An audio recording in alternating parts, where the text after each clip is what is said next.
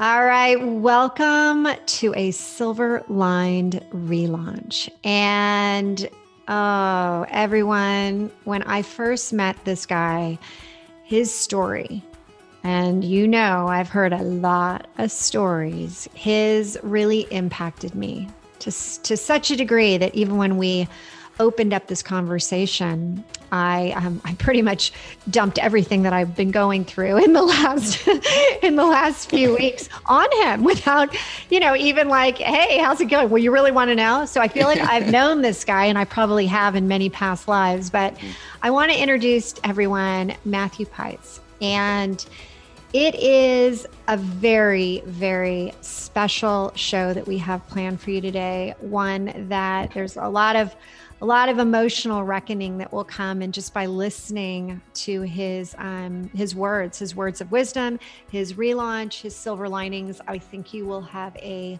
tremendous amount to take away. This episode is brought to you by the Fired Up Entrepreneur Program. And this is a program that we are so proud of. The results have been downright remarkable. And we want to invite you to get a glimpse of what it is like inside this program by inviting you to participate in the Business Boot Camp, which is a 5-day free event. And get involved with this, because the pearls that we're going to be sharing each and every day are going to be the foundation for allowing you to make money, keep the money, grow the money, and strengthen not only your business, but also yourself. So please take advantage of this and join us at our next boot camp. You're listening to the Silver Lined Relaunch, and I'm your host, Hillary DeCesar, award-winning entrepreneur and transitional coach. Each week, I'll invite you to tune into inspirational stories, revealing how you too can turn ordinary experiences into the extraordinary. Feeling stuck? I'll share step-by-step strategies to fuel your ability to experience a life where silver linings are both abundant and possible. So, Matthew, welcome to a Silver Lined Relaunch. So happy you're here. Hello. Thank you. I'm sure everyone says this because it's true, which is it's an honor to be here. And no, I'm excited. I have no idea where this is going to go today, and that brings me a lot of joy because it's these conversations, and they're just as life. They're an adventure. So I'm excited to see what we create. I love it. Well, as I always open up the show, I always ask for you to talk about the most significant relaunch. And I know your significant leads into many, many, many others. And so I'd love to start with take a deep breath and let's open up the vault and share for those that don't know you. Share with them, who is Matthew? Well, I'm still getting to know who Matthew is, but I can share some things that he's been through. And you're absolutely right. My mind goes to a couple different places. So I'm just going to trust what comes up first.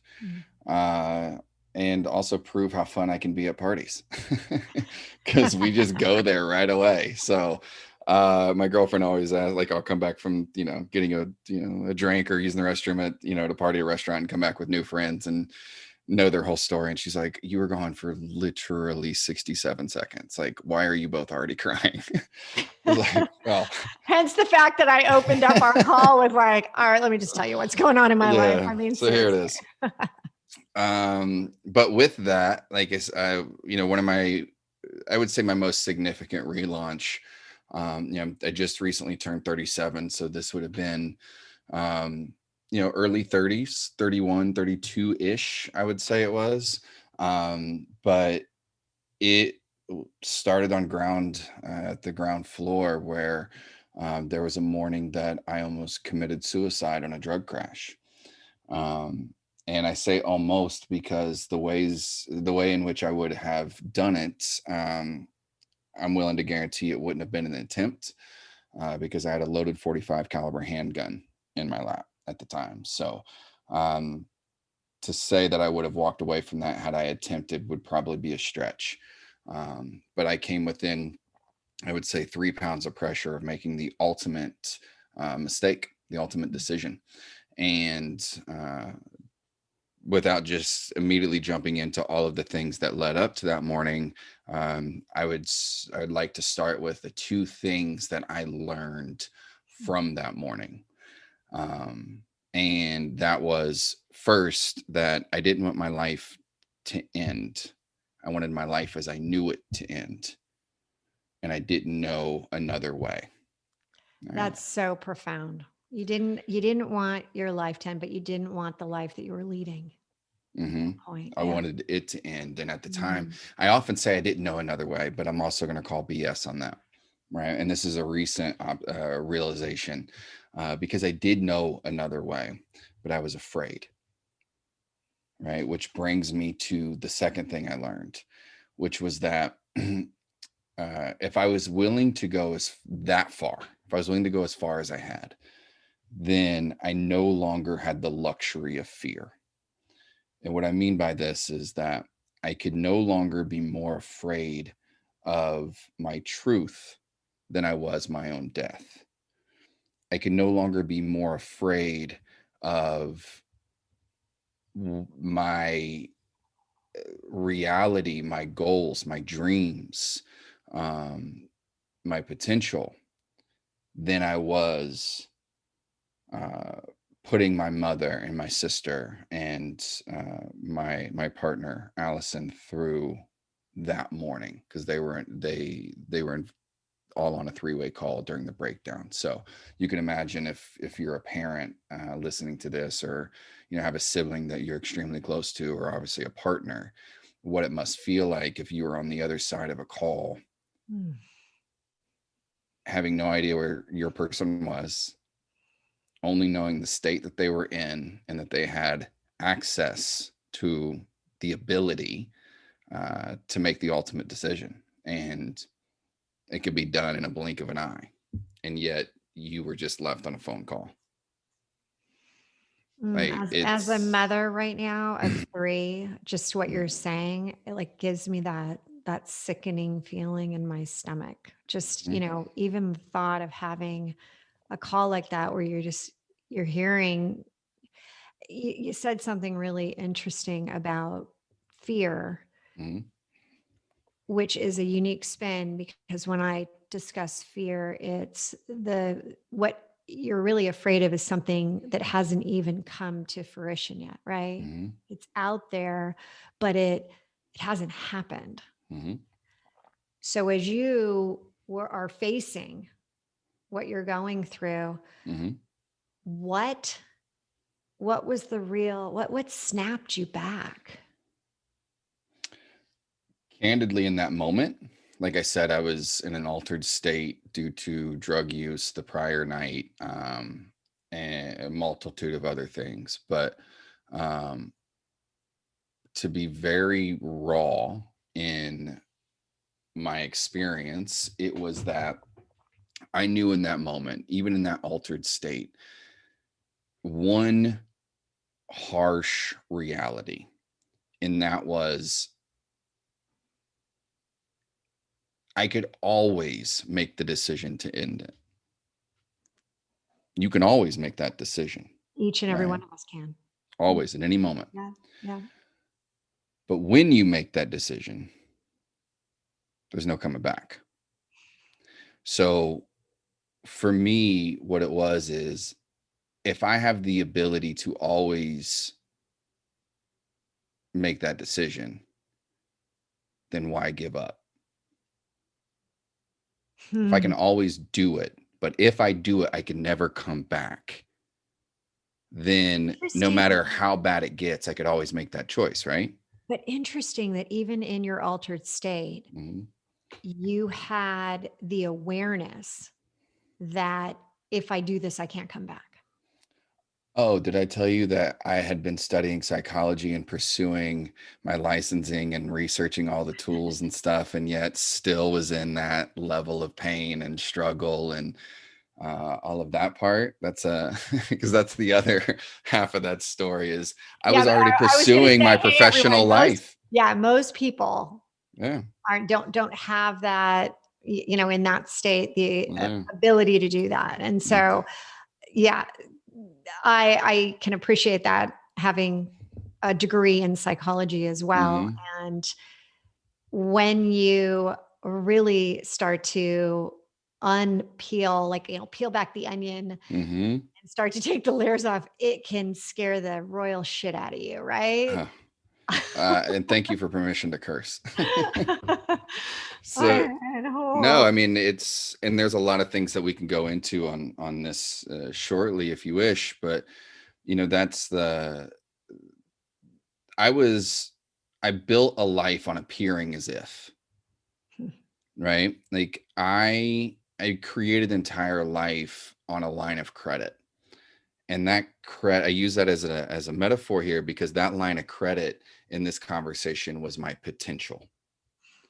As long as what I learned how to do, right, was um, convince others of what I knew was possible if I really wanted it, while being extremely terrified of the responsibility required to follow through. So, in other words, Hmm. you could feel that down deep there was something that you were supposed to do, but Hmm. it scared you. Hmm. And you were at that, awakening moment, even though you were in a state, Hmm. altered state of, not really thinking clearly, you were able to determine, but you based it around knowledge that you didn't even know you had, but you were studying this, right? You were understanding, you're becoming aware of it. But you had said, our last time we talked, which was supposed to be a short conversation, it turned into a very long conversation with lots of nuances, Hmm. below. But you had said that some of this had really been deep seated from when you were young. Hmm.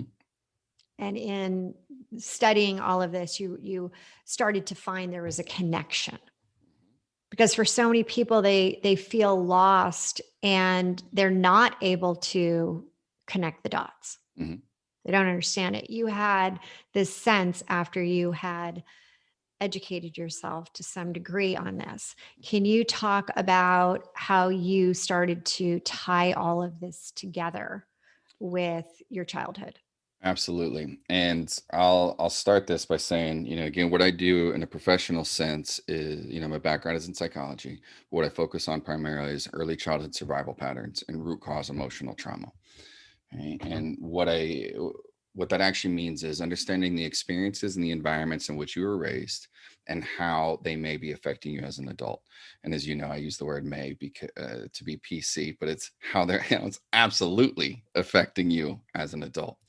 Right. And for anyone that's listening that is curious about what I mean when I say survival patterns, look at it as we can call it a comfort zone. Right. So it's how we respond when we begin to exit our comfort zones. Right. We often use the term sabotage for those moments. Right. But a sabotage is not a weakness. It's not brokenness. It's not a sign that you're inferior or not good enough. All a sabotage is your body, your nervous system, quite frankly, recalibrating you back into your comfort zone.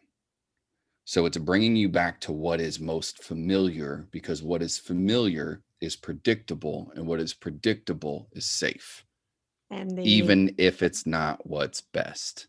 and the subconscious is always going back to what is safe What is and safe? predictable. Yep. Survival. Yep. Right. Your nervous system does not give one damn about your dreams, about your purpose, about your vision, about the blue check on your social media, about what's in your bank. It does not care. Right. Its only concern is your actual survival in every given moment. right? And the trick is it doesn't care about tomorrow's survival. It only cares about this very moment, right? Because if this moment doesn't happen, then what's tomorrow, right? So You this know is what's why. really interesting before you go on? Most Mhm, people think of sabotage and especially, self-sabotage mhm. is something very, very weak and it's very negative. And you're saying, hey, it's not a weakness. It's a highly effective and call it brilliant pattern of survival. It's proof that your body, your biology, your nervous system is functioning highly. Like it's working as it's supposed to. Congratulations. Everyone You're hear that? healthy. Working as it's supposed to you. So all this self-sabotage and it's, keeping me from doing what I'm supposed to. Well, the answer is yeah, it's keeping you safe. Yeah. You in that safe ground. You're there's so many things we can unpack here, right? And basically what we are is we're a primitive being operating in a modern society. Right? It's the equivalent of if it, the world's operating on what is it, iOS 14 at the time of this conversation, and your nervous system is two cans and a string, right? Its only interest is direct communication, right? That's it. But Correct. we're operating with all these other influences and stimuli and cultural So everyone's expectation. now like, "What? Where's this going?" So I'm going to take it back now. Sorry, yeah. We're going to go back to My childhood. And story. yes, and something very significant happened when Mhm. you were a small boy. Absolutely. So I digress. And where all this stems from, it starts back when I was around the age of 5, where I experienced sexual abuse from an older male for about 6 years of my childhood. And what I mean by sexual abuse is quite literally there's no two things that men can do with one another physically, sexually, that I did not experience by my 6th birthday. Right. And I don't say that to be aggressive. I say that to be honest. I say that to say that um, it it's clearly I'm in the moment as I'm speaking about this. Yeah, Um, yeah. I can see it in your face. the the thing that I always knew was true is it's my story, but it's not about me. Right. And if there's anything that I'll say before I go any further, because this gets layered, is that the intention behind sharing these details to this degree um, is that I share my story for those who are still afraid to share their own. Right. My story is not for those who it will shock. My story is for those who believe no one else understands. Right. And in that, so sexual abuse for about 6 years of my childhood.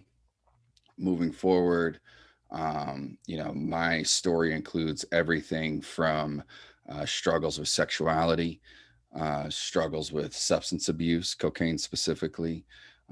Alcohol obviously was involved, and struggles with self worth, where I actually believed for a large degree of my early adult life that my intention, my whole purpose on this planet was to be a physical experience for other people.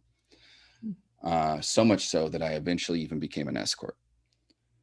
So these topics, again, this was my reality, all while appearing as if, you know, Everything's I had it all over. together. I was, Yeah. I mean, it's why, like, if there's anything they can say, it's like, well, actually, if I may just pose a question instead of a statement. So, in your opinion, what would you say is a more powerful strategy in creating a life you're proud of? Appearing perfect or recovering quickly? Hmm. Yeah, okay, you're talking to me who has this show. Mhm. It's Mhm. all about it's the recovering. It's oh God, I look at you and I'm like my heart right now is just oh yeah. Uh, recovery. It's the bounce back. It's the ability, the Hmm. resilience that, you know, you from age 5 had to create. Hmm. And for any of us, no matter what the circumstance, when we, human beings, we are designed to connect, but we're conditioned to impress. Right? If I impress you enough, you will like me. Yeah. You will accept me. And if I'm accepted, because again, human beings are pack animals, if I'm accepted, I'm safe. Right? Because So our intention, you'll have the connection at that point. right? But the truth is, no one, and I do literally mean no one, can relate to success. Right? Well, each person has a different definition of success too. Mm-hmm. And let's even take this a step further. And let's say you and I jump on this call, and all we did was talk about all the trophies we've collected and the blue ribbons that we've won and the amount of money that we've earned and the life that we live and the people we know and the cars we drive and all these things, right? And let's even say that in all of those details, our lives were exactly the same. Same money, same car, same win, all this stuff. Would you feel connected or would you feel competition? I would say it would be competition. I think people go right for that. 100%, right? Oh, you have this much money? Well, let me make this much more, Absolutely. right? You have this car? Well, let me get that car, Yeah. right? So it's this. Keeping up with the Joneses. I want, yeah, I think that when you can finally take a step back, that Mhm, what you want and what you are aiming for in your life mhm, shouldn't be about what somebody else has, because when you get there, your level of fulfillment you'll be unfulfilled because it's not what you wanted, it's what someone else did. mhm. It's performance Mm. based approval, Yeah. right? Which that goes back to our childhood, right? And our biology.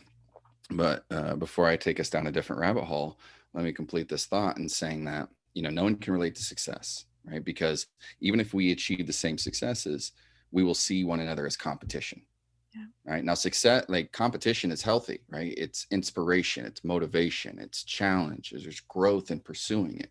It's a very healthy thing, to a degree. But if what we're seeking is connection, then it's good to understand that if we cannot connect to success, none of us, past, present, or future, no matter your cultural background, heritage, gender, none of this stuff, right? Then what is the universal human language? It's struggle, right? My grandmother would have called it divine discontent. Oh, okay, grandma. that's Right? that's what I grew up with. Love, love. Okay, I see it. No, this is beautiful, but you're absolutely correct. And so is grandma in that, it's struggle that bonds us. Right now, it's important to also understand that there's a difference so struggle is not context, right? It's not circumstance, right? And what I mean by this is, we as human beings, we're emotional creatures with the ability to express logic. We are not logical creatures with the ability to express emotion. Right. Right. So what this means is emotions run the show, and then we try to make it make sense. Right. So if I'm, I do believe that we can control our thoughts. You can't mhm, control your emotions. mhm. And it's a practice, it's a skill, Yeah. You have right? to, well, you have to first learn to control your thought so that Mhm. you can then understand the emotions that follow, without a doubt, creating your beliefs when they're repeated over time, right? And that's what was going through your head when you were a young boy. Absolutely. Right. And there's, so when it, so when it comes to struggle really quickly, because again, I want to go on so many different tangents, right? Mm. This is why you're a phenomenal host, because you're like, okay, come back, bring him back. Right? He's getting out there. No, so, but to close this loop for any of the listeners right now, how we connect through struggle is understanding that, for instance, well, let's speak to feeling insecure, right? Insecurity, right? So what may cause you to feel insecure may be different than what causes me to feel insecure, but we both know exactly how it feels to be insecure, right? So our struggle, the connection is in understanding how the other person, what their experience is, not what's causing the experience or creating it, right? We often get so caught up in the context of our story that we miss the ability to connect, right? So, to make sure that everyone's following, I want Mm-hmm. to clarify that we could both be in the same exact situation, and the interpretation that I have versus what you have Mm-hmm. would be different, but we potentially could have the same emotion that came from it. 100%. Okay. Right. And to the body, the emotional experience is exactly the same, Mhm. even if what has created that or evoked that emotion was a different stimulus. Absolutely. I 100% agree with you. But I do want to go back to something Mm-hmm. that when I first met you, I Mm-hmm. asked you, I said, and again, I've interviewed now over 100 people and heard their relaunch Mm-hmm. stories and their journeys. And I always, have to ask, are there silver linings when you think about what you've been through? I wouldn't let someone take my story away from me if they could. Mhm. And this question gets into the crux of what I believe we're all here to do in our own ways. But it brings us into the conversation of purpose, right? For me, at least. And, as we spoke, something that I love to teach is that, purpose, it's not a destination, right? It's an emotional state.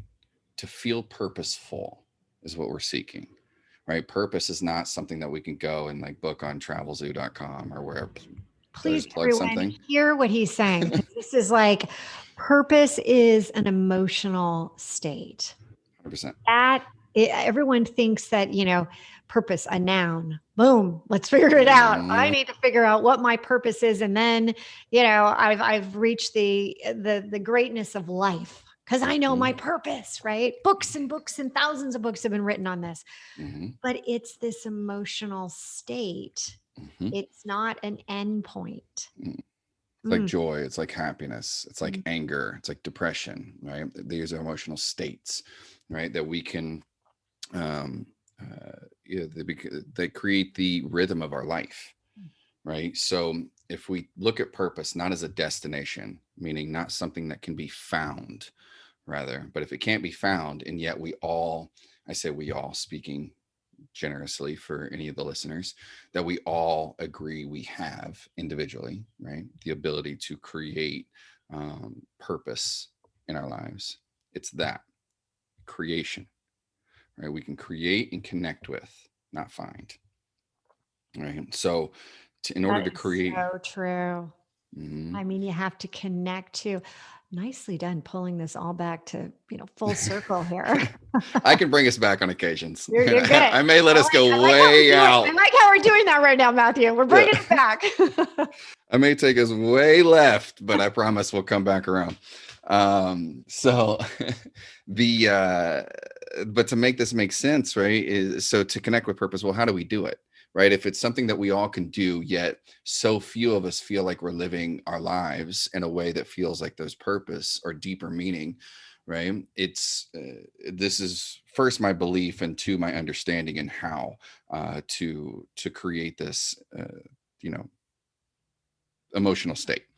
So, first, it's to understand that purpose is not found inside of our passions, right?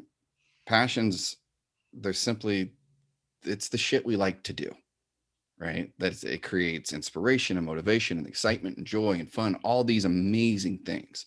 It's 100% a part of it, but that is not where we find, I use quotations for anyone that's Keyword is listening, find. right? Our purpose. Because you hear a lot of times like, oh, if I love what I do, then that's purpose. That means I'm but yet you can see a lot of people that have become insanely successful, by anyone's definition, at the things they love to do, and yet will say, and share openly, some of them, many of them now, that there's such a void. It's like a false summit, right? We reached the peak, and yet There's no fulfillment. we're more unfulfilled, Right. right? At least that's what we feel in that moment. So if pursuing our passions, even to the highest level, going back to success versus struggle, right? So pursuing our passion to the highest level, if that's not it, well, then what is it?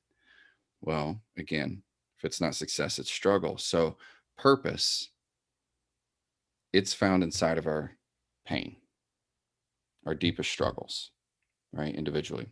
And to make this make more sense, right? If we look at purpose and we boil it down to its root, really to experience purpose or to feel purposeful, it's to be of service or to be of value greater than self, right? When I'm doing something that is for others, for the greater good of others, that gives me a deep sense of purpose and fulfillment, right?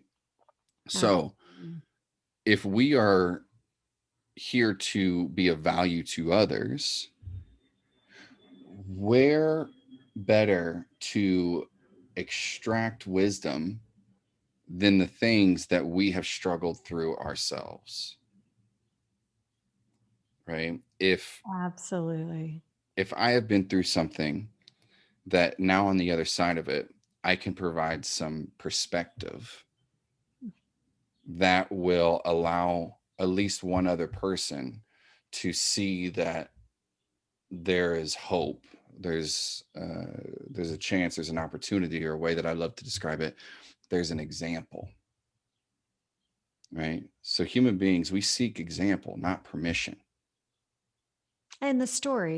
stories are what connect us.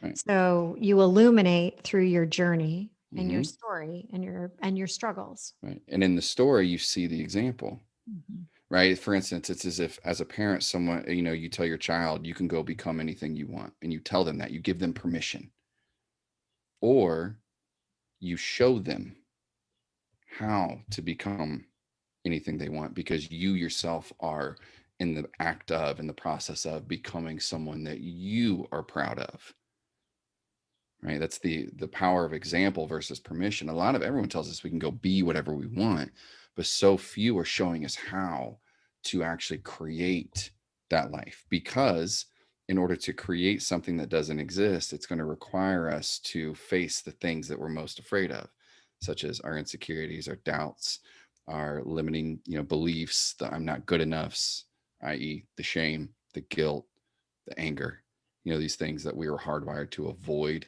at all costs for your acceptance or an approval. Right? These are the very places where we must find safety in going, a little bit at a time, to be able to extract the wisdom from those struggles. Right. Right.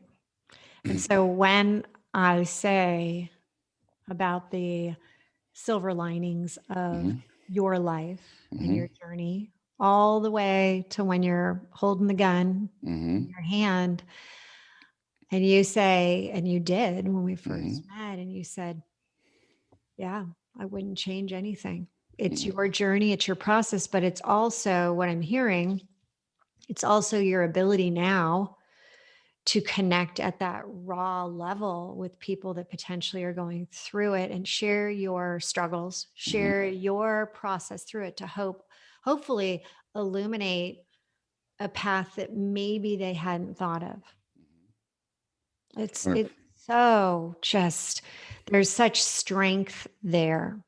And when you talk about purpose and having that emotional state, then it really makes sense how you feel about something as horrific Hmm. as what you went through. Hmm. I, Mm. I truly am a believer that life is always happening for us, not to us. Right. And to help people to create a little more clarity in how we connect and create more purpose, you know, the equation, quite literally, is it's pain plus passion times safety equals purpose. All right, I'll say that again. So it's pain plus passion times purpose equals, or I'm sorry, times safety equals purpose. Nice. So what I mean by this, pain, it's being able to look at your life, no matter who you are, what you've been through, right? And be able to extract the wisdom from your deepest struggles, right?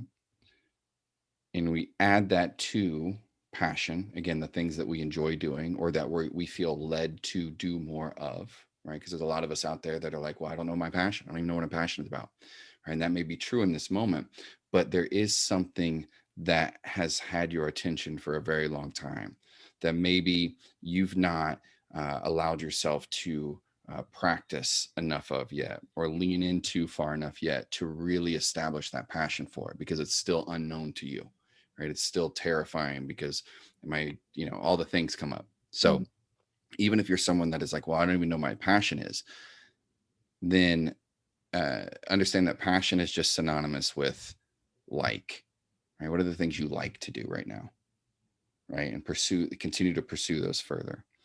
But the important thing is understanding that your passion is nothing more than the vehicle that you get to deliver the wisdom to the world.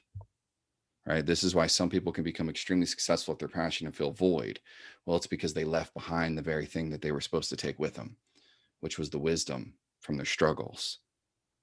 The relaunch. This Yeah, is the relaunch, so good. right? This is the Yes, relaunch. This completely. is it. This is the moment, right?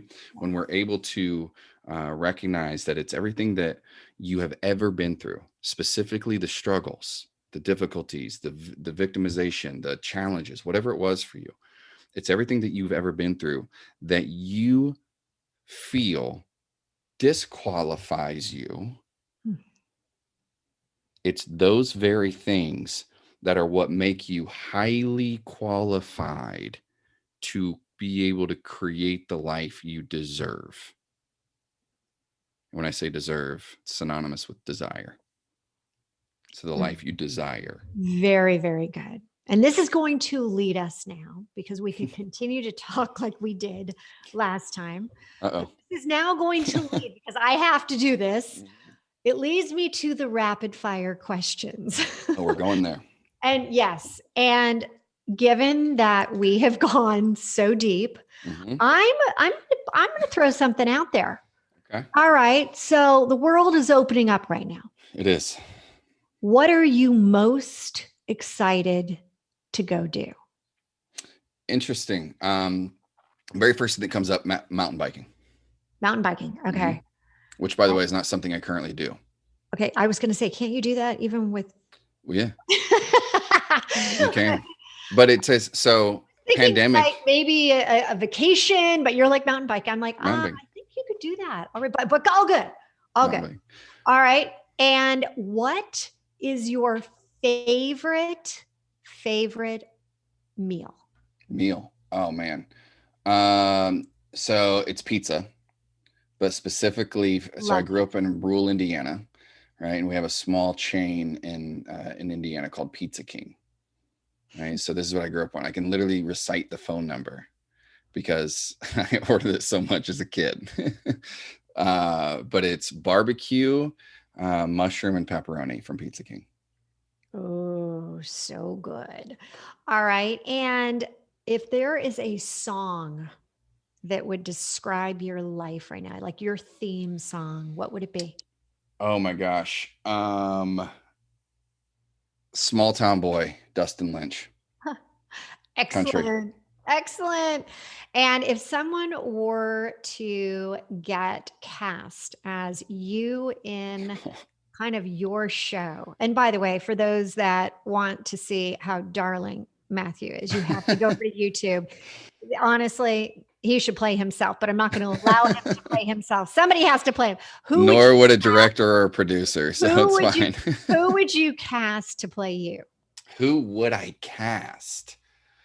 Can I say who I would love to see? Ryan Gosling. Oh, that would be a perfect one. But that's just because I know people would come and see it, right? Like who wouldn't? So it's like Ryan's like a cheat code. I've never met him. I don't know him, but he's like a cheat code. All right. And the title, and I come up with these on the spot. So the title of your life in a book. First word that came to mind was found. Oh, that's so good. And that is a perfect place to wrap it up. Where can people find out about all of the amazing things that you're doing? Um, call my mother. She'll tell you everything. No. So, Instagram is literally, I don't live on social media, but if you were to get me directly, I would find you, you'd find me on Instagram. So at Matthew Paetz. Okay. At Matthew Paetz. All Yep. right. And I also want to just, can you share a little bit about what exactly are you working on right now? Oh, so this is something I'm actually extremely excited about. So I'm in the process of launching a subscription model called the Community. And Doesn't the name resonate, everyone? You're right, getting it, right? it's called the Community because that's how we heal, right? It's through community. And my intention there is to not just be a resource for others, but to provide resources by way of other experts, much like you're doing in your space. Because I don't believe that personal development or healing is a one size fits all, right? But rather we will all gravitate towards something different for various reasons. So I don't believe that my work is the end all be all. I don't believe it's the one and only way, but rather I think we learn through one another. And it's my intention to offer many experiences through other experts and other individuals who are willing to share their story on a platform so that people can begin to see themselves in others around them, right? So begin to connect versus impress. And then together with resources, we get to create. So the community subscription model, and the thing that if you know me at all, you're probably sick of hearing me talk about this piece, which is it all starts with a quiz that I've created to, help people identify their path to purpose, right? So it's a broader term with intention, but it's to help to identify a path to purpose. And you can find that in the link on my Instagram bio. So great. And we'll also have all of this at the relaunchco.com under podcast and the notes from today. Matthew, it Yes. really has been a pleasure. I Thank have you. so thoroughly enjoyed getting to know you over the last month. And I know that already you've helped so many, but you being vulnerable enough as a man to be able to share what you're sharing, to be able to impact as many as you have and will. I mean, the gratitude already that's going out to you is huge. Just keep doing what you're doing. Thank you. Thank you. And again, I appreciate the courage and the motivation and all the things to create the platform that you have, because there's no getting here without facing our stuff, right? Daily, minute by minute, most days. And I also want to take a moment to also celebrate your relaunch and growth and breakthrough, as you shared with me before the beginning of this. So it's a pleasure to be a witness. Thank you. You take care. Thank you. You as well. Thank you so much for tuning in to another episode of the Silver Lined Relaunch. If I said something today that resonated with you, will you please head over to iTunes right now and leave us a 5-star review and share this episode with others and help them find the silver linings as well. And don't forget, you can have immediate access to the show notes, any giveaways, and the links to those amazing beauty products at therelaunchco.com/podcast. Until next time, there's always a silver lining, and now is the time to hit the reset button to relaunch those transitions into transformations.